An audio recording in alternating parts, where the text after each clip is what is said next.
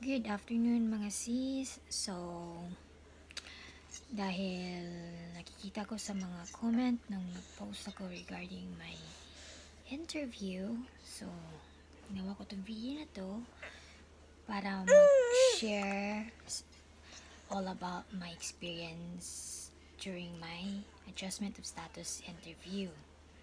So, pinaka main na gusto kong sabihin is yung hindi nakasal na pumunta dito with K1 visa. So alam naman natin na ang K1 visa ay 90 days lang. So may 90 days lang tayo to get married when we arrive here. So sa situation ko, we were not able to get married within 90 days because I was in and out in the hospital. And konting recap regarding my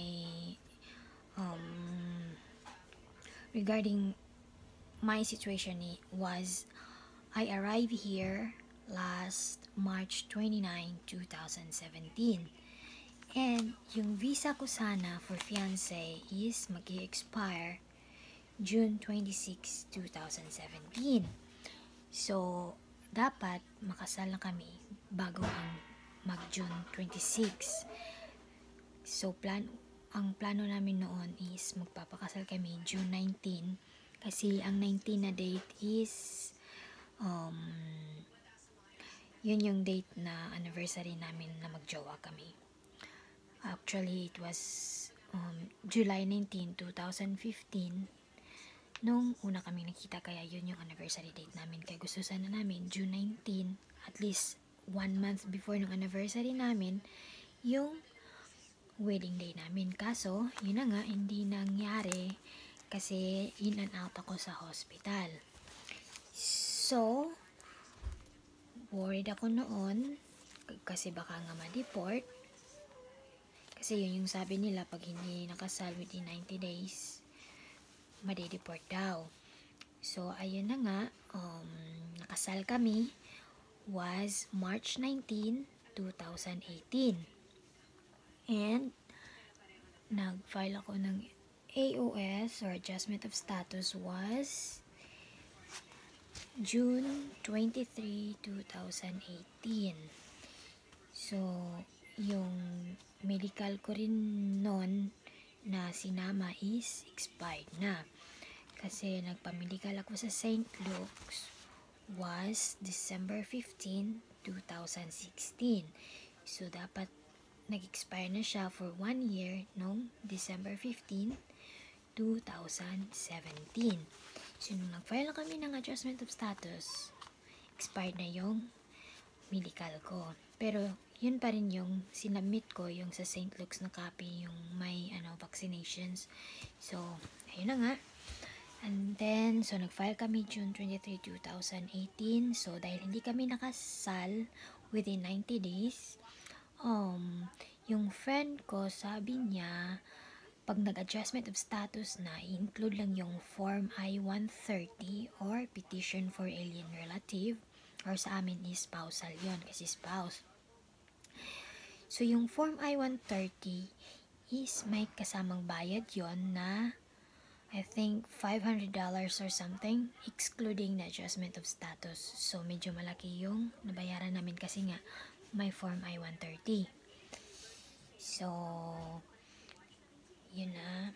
And then, so, interview date namin was February 28, 2019 to Omaha, Nebraska, and we're from Grand Island, Nebraska. So, it's 2 hours and I think 20 or 30 minutes far. So, yung interview date namin was 11:20 a.m. in the morning, and then we left here in Grand Island like 8:45 already in the morning. So, we arrived in Omaha like, especially in the USCIS, is 5 minutes before my interview. So, dumating kami doon 11:15. So entering the building, you need to pass through the security, which is you're going to give your interview letter and your identification card. And yung binigay ko is my combo card. And kung may kasama kayo, need din nila ng identification card para makapasok. And so kasama ko pala yung husband ko, yung son namin, at saka yung mother-in-law ko. So may scanner doon, so pag may mga metal, need yun ilagay doon sa lagayan na kasi magde-detect yun, mag-beep yun pag may metal sa katawan nyo. And then, so yung pag may belt kayo, pag yung boots nyo, pag may coins kayo, dapat wala yun sa katawan nyo. So yung boots ko, tsaka coat ko, inalis ko sa katawan ko, and naglakad na ako sa scanner. And after that, As mamas. yung officer instructed us to drop our letter for the interview in the drop box and wait for our name to be called. So ayun, we waited like 15 to 20 minutes, and then my name was being called.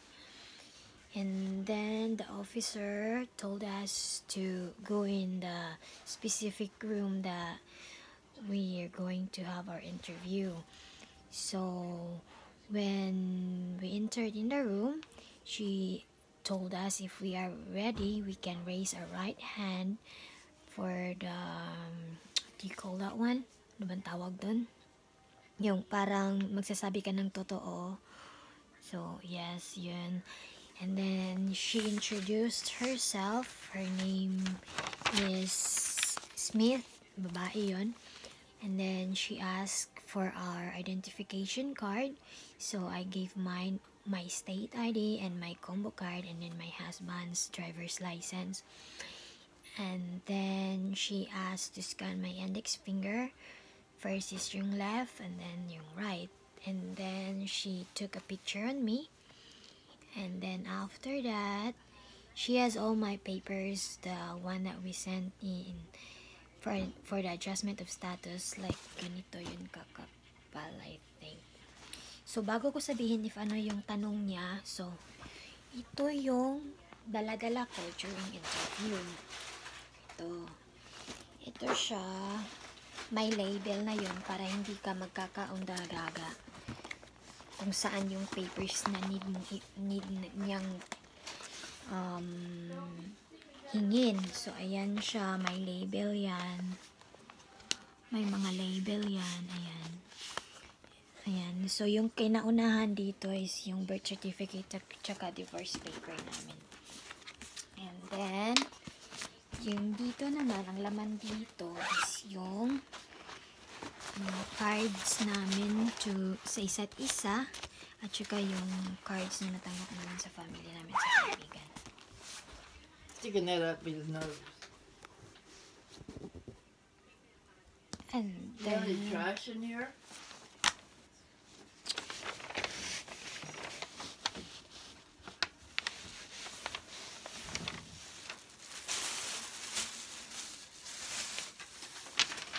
so nag-copy ako ng interview date namin, interview letter namin. So di ba ito yung mga kailangan, so sinulat ko if ano yung needed at ano yung applicable. So first is yung interview notice and your government issued photo identification. So yung dala ko is yung combo card and yung state ID ko. And then a completed medical examination form I-693 and vaccination supplement. So yung dala ko dito is yung expired na nagaling sa St. Luke's, yung copy ng vaccinations. And then So, a completed affidavit of support, Form I-1864 with all required evidence, including the following for each of your sponsors. So, the federal income tax return, sinend na namin yun 2015, 16, and 17. And dala-dala ko rin yung latest, yung 2018, yung W2, and then yung certificate of employment, and yung pay stub niya for past 2 months. And evidence of your sponsors or co-sponsors, wala kami nito.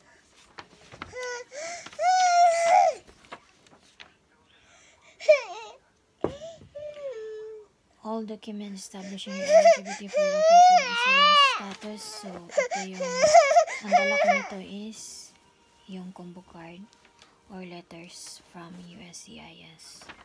Yung NOAA 1, tsaka yung approval ng EED at tsaka advance parol ko.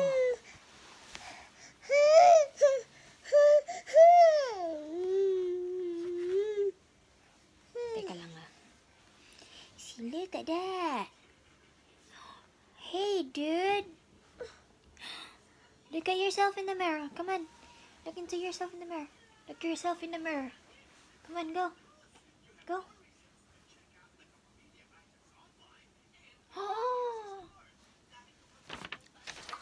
And then, all documents establishing your eligibility. Ay, yun na pala yun. Any immigration-related documentation ever issued to you, including any employment authorization,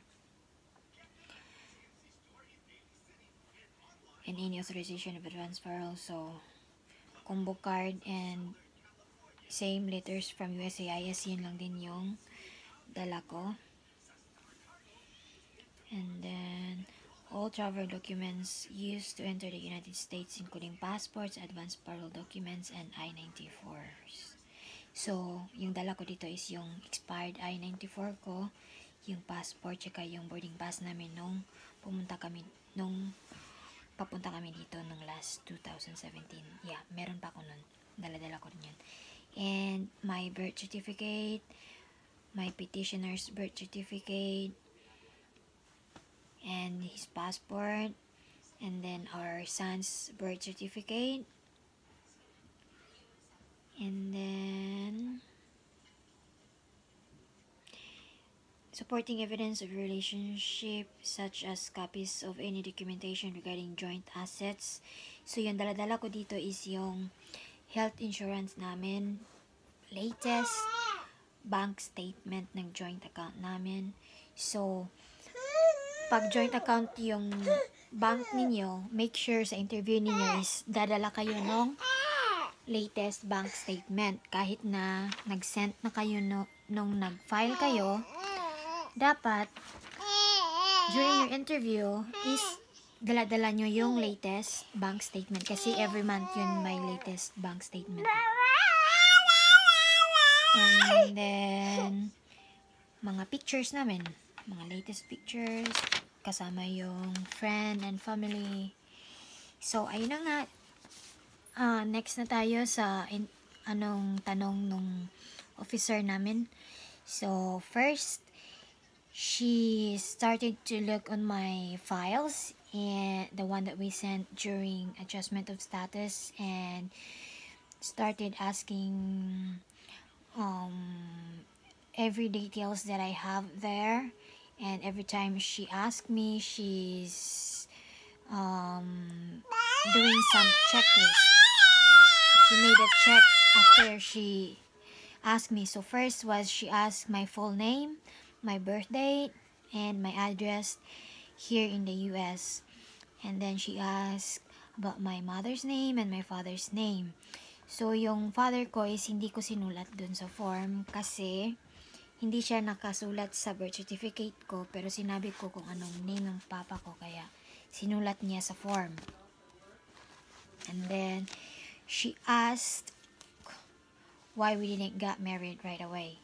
So yun nga, sinabi ko because I was in and out in the hospital, and I told her if she needs the papers that that I was in the hospital, I have it. And then my husband also helped me to explain everything. And then she asked how long I am here in the US and when did I arrive. And then she asked my passport, so I gave it to her. And she's looking on it, and she asked if I was able to go out in the US since the day I arrived. So I didn't. And then she asked if I have a baby and a husband in the other country, and said no. And then she also asked about my husband if he has a child before, and no. And then she asked my son's birth certificate. And then she asked if we live in a house or apartment, and then I answered house, and then if we are renting or if we own it, so we said we are renting on it. And then she asked if who live with us, so I told her my son, my husband, and my mother-in-law. And then she asked if we have a copy of the paper for the lease of the rent, so I told her we don't have because we're just the secondary person in the paper, and I'm not sure if we are on the lease. And I told her that it was my mother-in-law who's the primary. And then she told my husband that he can wait me in the waiting area with our son. And she said that it won't take long for me for some questions that she's going to ask.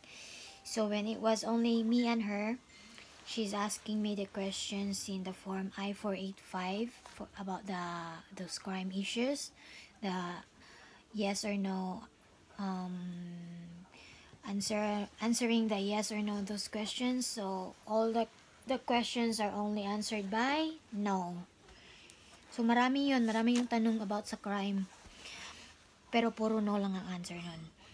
And then after nun, she asked if may dala ba akong evidence regarding our marriage. So ang binigay ko sa kanya is yung health insurance namin, yung latest bank statement ng joint account namin, and then yung latest ng tax return na joint account, which is 2018.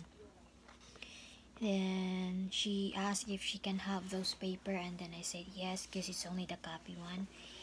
And then she said that to make a copy of my son's birth certificate, and then after that she returned.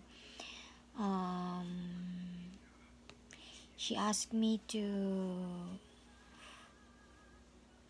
sign, she said everything is good, and then she might going to approve it that day or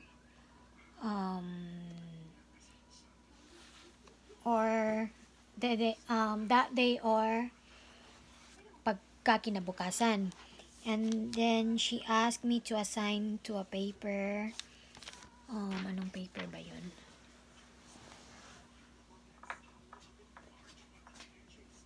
Nakalimutan ko anong paper yun. Basta, pinassign niya sa akin yung copy niya at saka may copy din ako.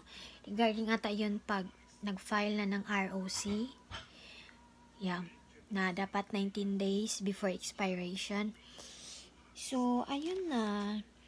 And then, after an hour nung interview namin, nag-change na yung status ko to new card is being produced. So, hopefully this week, matanggap ko na yung green card ko. And tsaka sana itong video na to is makatulong sa inyo, lalong-lalo na dun sa mga hindi nakasal within 90 days. Kapag valid naman yung reason nyo, hindi naman kayo madedeport gaya ko. Tsaka may kilala din ako na hindi sila nakasal within 90 days. Tsaka valid din yung reason. Tsaka wag na wag kalimutan yung Form I-130 during adjustment of status kapag hindi nakasal ng 90 days. So, ayun lang. Thank you and goodbye. God bless sa lahat. And good luck sa mga may interview.